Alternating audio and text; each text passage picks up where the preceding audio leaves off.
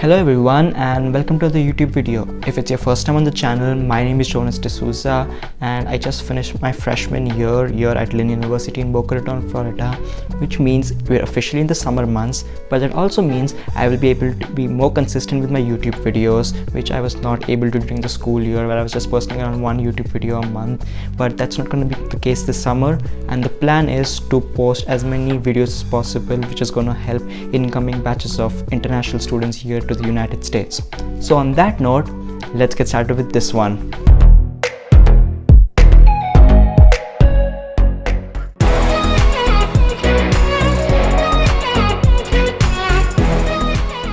So today I will be sharing with you 10 tips that you should keep in mind while traveling to the United States or in general anywhere around the world, which will make your life a whole lot easier.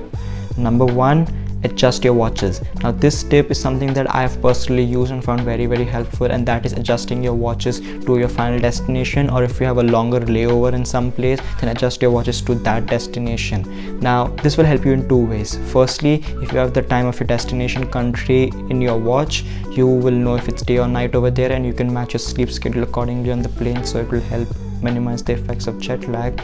But secondly, what it helps is with layovers. So if you have a long layover or a short layover, if you already have the time of your layover destination on your watch, and if your incoming flight arrives late or early, you already know what's the time in your layover country, and depending on that you can decide to make that run from one terminal to another to catch a connecting flight, or you can decide to take a slow walk, grab a drink, grab some food, depending upon that. And I have personally used this, especially in my last trip in December when I was going back home. I had to literally dash from one terminal through another in Paris because I was about to miss my connecting flight, and if I had not set the time of the layover country in my watch, I would have definitely missed that flight. So yeah, adjust your watches to your final destination or your layover country is something that's really helpful.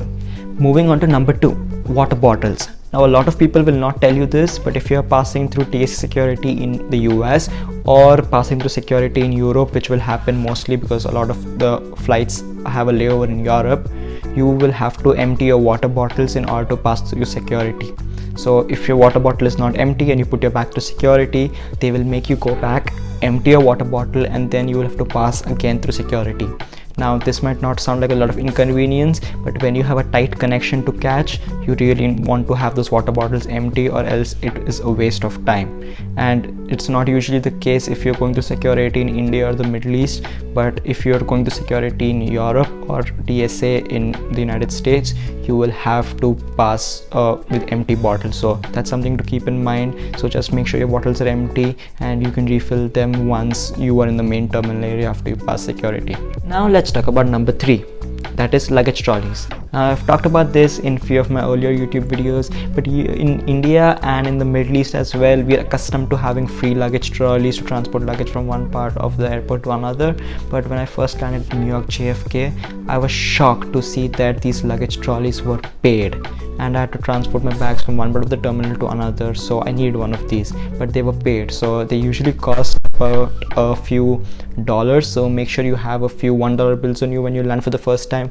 But if you don't, then it's okay, because they usually accept credit cards, debit cards, forex cards, all of that sorts of cards, so I don't think so you should have a problem paying for them. But if you don't want to pay for it and save those extra bucks, you should just try to pack minimalistically. Just get those 2 checked-in bags that most people get when they first come to the US, and you can easily drag them out with your hands and check into your next flight, or just like go get a cab. It's really easy. You don't really need a luggage trolley because if you have more than 2 bags, then that's a problem over there. Then you will have to pay for it. But if you pack smart, then I don't think so you need to spend those few extra bucks at the airport. Number 4, ask questions. Now this will be a first time for a lot of you traveling by air, or the first time a lot of you will also be taking connecting flights, and it's perfectly alright to have a lot of questions on the way because it is very common. But just know there are a lot of people who can help you with these questions. All you have to do is not be hesitant hesitant and go and ask these questions. Say you don't know how to access the airport Wi-Fi, or you go to your gate and you find there's some other flight out there.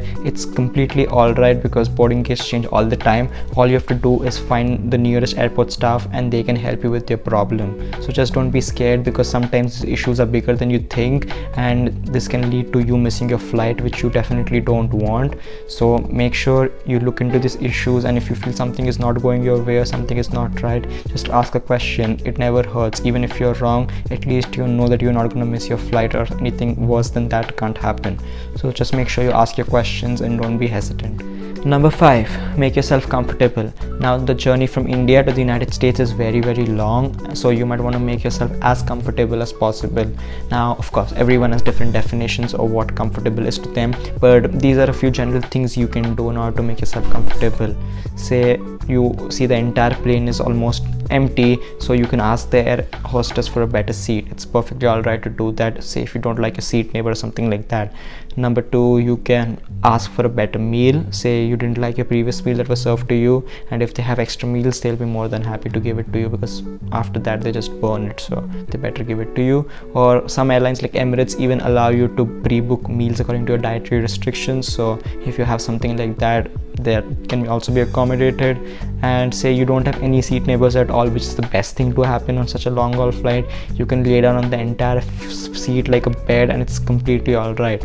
Just know that you should make yourself comfortable over what other people will think all the time. So try to make yourself as comfortable as possible so that you arrive in the US fresh and ready to go. Number 6, have food with you at all times. Now of course they will serve you food on the plane, because they can't let you starve the entire 18-hour journey or whatever, but it is always a good idea to have snacks with you in your carry-on bag. Something like a small packet of chips, biscuits, chocolates, whatever you want to have. Just have something in your carry-on bag, because sometimes these layovers can be really long, and sometimes, like me, you might miss your connecting flight altogether, and you might have to spend the next 12 to 24 hours in the airport terminal, and food in these airport terminals is really expensive. So if you don't want to spend that money, it's always a good idea to have some food items in your bag. Don't be like me. When I was coming back to the US in January, I missed my connecting flight and I was stuck in Paris for 24 hours almost, and I didn't have anything in my backpack to eat, which is the first time I actually did that, and that was the only time I got stuck, which I don't see how. But anyways, don't be like me and always have some food items to eat in your carry-on bag. Number 7, download movies and shows. Now you will of course want to keep yourself occupied for the 18-hour plus journey, and of course most airlines will have in-flight entertainment systems, but they usually have limited selection and you might not find something of your interest on there. So I would definitely recommend downloading movies and shows of your liking on your personal device so that you can watch them on the flight, or even if you are during a layover, you can watch them out there. Say you've started a show or a movie and you want to complete it during your long flight, you can do that as well. So it never hurts to have your choice of content on your personal device, because I would definitely not rely on in-flight entertainment systems as long as I'm flying Qatar Airways or Emirates, which have really good in-flight entertainment systems. Number 8, prepare for immigration. Now when you first come to the United States, your immigration will happen at the first point of entry and not at your final destination, if that is something you didn't know already. To give you an example, when I first came to the US, my route was Mumbai to Dubai to New York JFK, and then Miami was my final destination. So my immigration happened at New York JFK because that was the first point of entry in the United States, and similar is going to be the case for you, so that is something to keep in mind.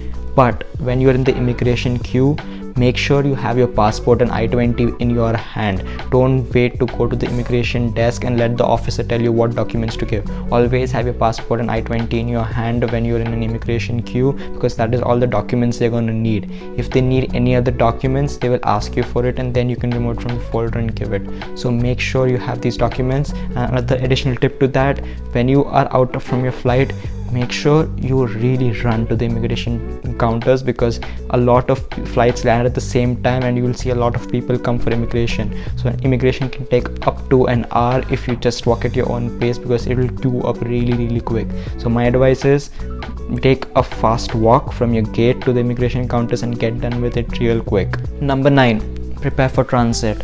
Now, a lot of you will be transiting at airports in order to make it to your final destination, unless you take one of those direct flights from Mumbai or Delhi to New York, and even if that's not your final destination, then you'll have to take another flight. So there's a good chance that a lot of you will be transiting at one airport or another at some point of time. So these are a few things that you need to know about transiting. Number one is that you will have to collect your bags and check them in again after you clear immigration in the US. So say the one place that you clear immigration is not your final destination, then you'll have to collect your bags and then check them in again with the airline that you are finishing the journey with. So that is something to keep in mind. Your bags will not get transferred automatically like it happens in other places around the world. Now, the second thing that you need to know is the difference in terminals. Now, your airline might arrive at one terminal and your connecting flight might depart from another terminal altogether. Now, you might be able to book all of these flights on the same itinerary, and your bags might also get transferred from one airline to another, but you will have to make the trip from one terminal to another on your own. Now, when I was in Paris, I had to make the trip from one terminal because my Air France flight from Paris to Miami was leaving from a completely different terminal from what my incoming Etihad Airways flight from Abu Dhabi to Paris was on. So I had to make a train journey, a bus journey. It was a very big hassle, but my bags automatically got transferred. But eventually I ended up missing the flight and they had to remove my bag. So just make sure before you embark on this journey, you know which terminals these airlines are departing from and arriving at. Most airport websites have this information out there, so you don't have to worry about finding them. So just make sure so that you make your connections on time and you don't miss a flight. And finally, number 10, carry an extra pair of clothes. Now, it's always a good practice to have an extra pair of t-shirts, shorts, jeans, socks, undergarments, whatever you want to carry in your carry-on bag, because sometimes you might have an overnight layover or a long layover and you might feel like changing clothes. But what this really helps in is that a lot of times your bags don't arrive with you at the final destination. They sometimes get left off at connecting destinations, which is kind of annoying. So it always helps to have an extra pair of clothes that you can wear until your bags arrive at your final destination. So just make sure you have an extra pair of clothes just to be safe in your carry-on bag when you're packing, and you should be good other than that. So yeah, those were my 10 travel tips to keep in mind while traveling anywhere in the world, especially to the United States as an international student. If you guys have any other travel tips that you use or have, leave them down in the comments so that everyone can benefit out of them. But other than that, please like the video and subscribe to the channel as always, and you will be seeing a lot of cool videos coming out soon, into the next one that I'm planning on how to book cheapest air tickets, especially while flying to the United States. So yeah, stay tuned for that. Thank you so much for watching, and I will catch you guys in the next one. Bye.